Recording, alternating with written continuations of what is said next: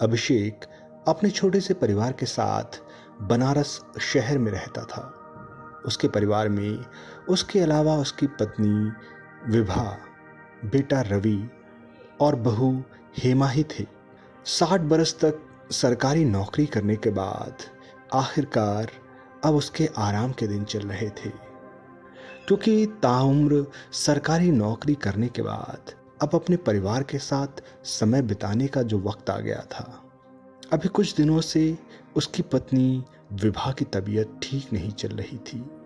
यूं तो उसने कई डॉक्टरों को दिखा रखा था, पर कोई भी विभा का मर्ज नहीं पकड़ पा रहा था। दोस्तों और रिश्तेदारों की सलाह पर उसने आयुर्वेदिक और होम्योपैथिक इलाज भी कराकर देख लिया, पर कहीं कुछ फर्क नहीं पड़ रहा था। रह रहकर विभा की तबीयत खराब ही होती जा रही थी। डॉक्टरों ने अभिषेक से साफ साफ कह दिया कि अब उसका इलाज घर पर नहीं हो सकता, उसे हॉस्पिटल में ही एडमिट कराना पड़ेगा। ये सुनकर अभिषेक परेशान तो हो गया था, पर कहीं ना कहीं उसे उम्मीद थी कि उसकी पत्नी विभा हॉस्पिटल में ठीक ही हो जाएगी। ये सोचकर ही उसने उसे शहर के मशहूर हॉस्पिटल में एडमिट करवा दिया, पर कोई फायदा ना हुआ। डॉक्टरों की लाख मशक्कत के बाद भी वो विभा को बचा ना सके। अभिषेक तो जैसे अंदर से टूट ही गया था। आखिर टूटता कैसे ना, जीवन साथी जो चला गया था। काफी दिनों तक अभिषेक विभा को याद कर करके परेशान होता रहा, पर अब उसे जैसे समझ आ गया हो कि जाने वाला कभी लौट कर नहीं आता। उसने अपनी जिंदगी जीनी शुरू कर दी अपने बेटे और बहू के साथ। वैसे उसका बेटा और बहू थे तो खुश मिजाज ही, पर कहीं ना कहीं वो उसे पसंद नहीं करते थे। जब तक उसकी पत्नी विभा जिंदा थी, तब तक अभिषेक को ये चीजें ज्यादा महसूस नहीं हुई, पर धीरे धीरे उसे ये चीजें महसूस होनी शुरू हो गईं। रोज रोज के ताने और खरी खोटी बातें कहीं ना कहीं अभिषेक को परेशान करती थी। और एक दिन तो उसके बेटे रवि ने भी अपनी पत्नी का साथ देते हुए अपने पिता से साफ साफ कह दिया कि वो इस घर में नहीं रह सकते। उस घर में जिसे अभिषेक और उसकी पत्नी विभा ने बड़ी मेहनत, मशक्कत और अपने खून पसीने की कमाई से बनाया था।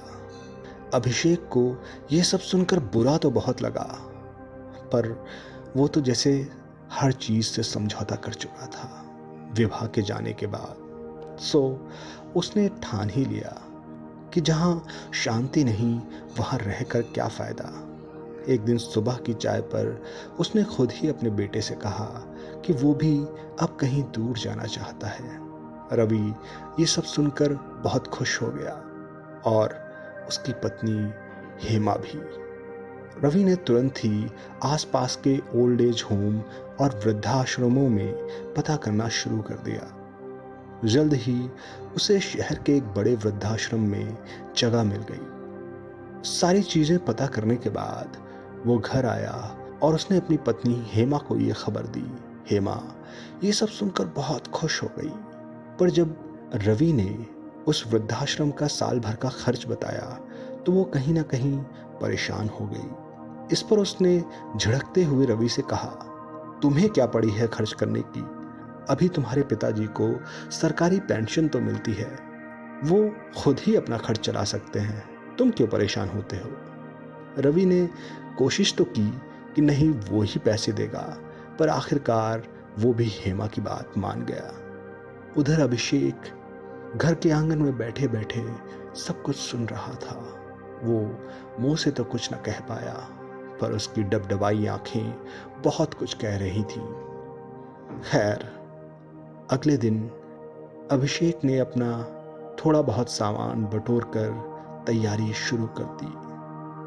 रवि ने जब अभिषेक से और सामान ले चलने के लिए कहा तो अभिषेक ने हंसते हुए कहा, बेटा अब मेरा क्या भरोसा, मुझे ज्यादा सामान की जरूरत नहीं, मेरा बाकी बचा सामान या तो तुम खुद इस्तेमाल कर लेना, वरना गरीबों में बांट देना, मुझे इनकी आवश्यकता नहीं। इतना कहकर वो अपने बेटे रवि के साथ चल दिया वृद्धाश्रम की ओर। वृद्धाश्रम वाकई काफी शानदार था।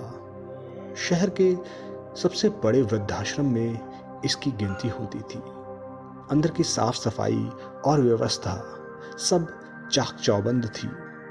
रवि अभिषेक को लेकर काउंटर पर पहुंचा और उसने अभिषेक से उसकी मर्जी के मुताबिक कमरा चुनने के लिए कहा।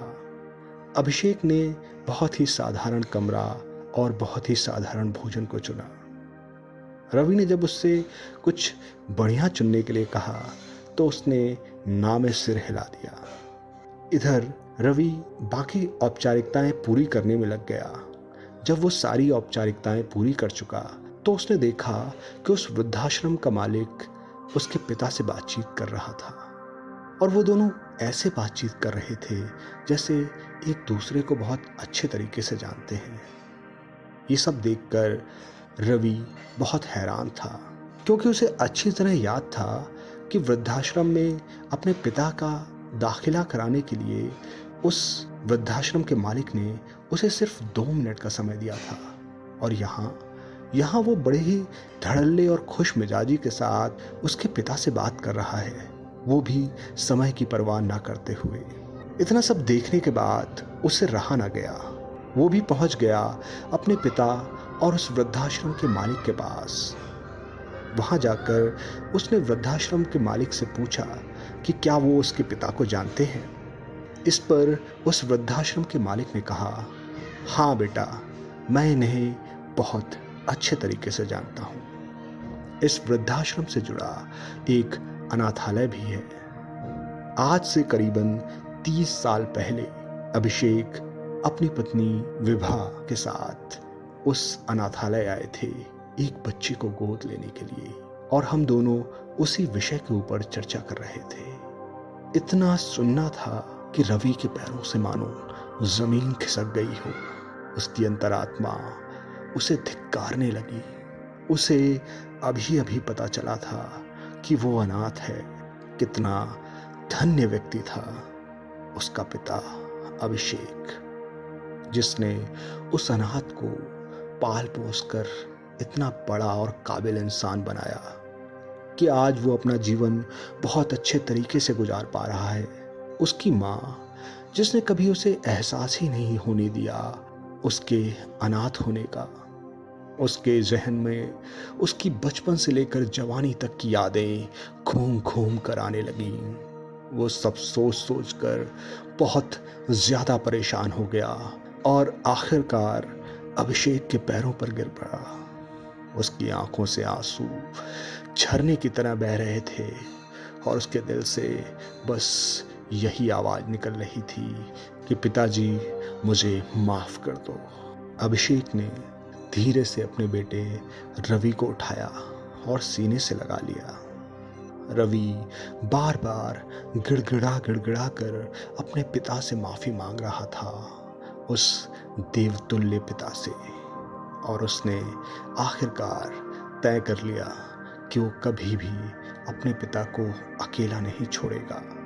उसने अनाथालय में एडमिशन का फॉर्म फाड़ कर फेंक दिया और चल दिया अपने देवता जैसे पिता को लेकर अपने घर पर। तो ये थी मेरी आज की कहानी बेटा। कैसी लगी आपको? मुझे कमेंट बॉक्स में बताइएगा ज़रूर। और हाँ, मेरे इस वीडियो को लाइक और चैनल को सब्सक्राइब करना बिल्कुल मत भूलिएगा। मिलूंगा आपसे एक नई कहानी के साथ। तब तक के लिए अलविदा।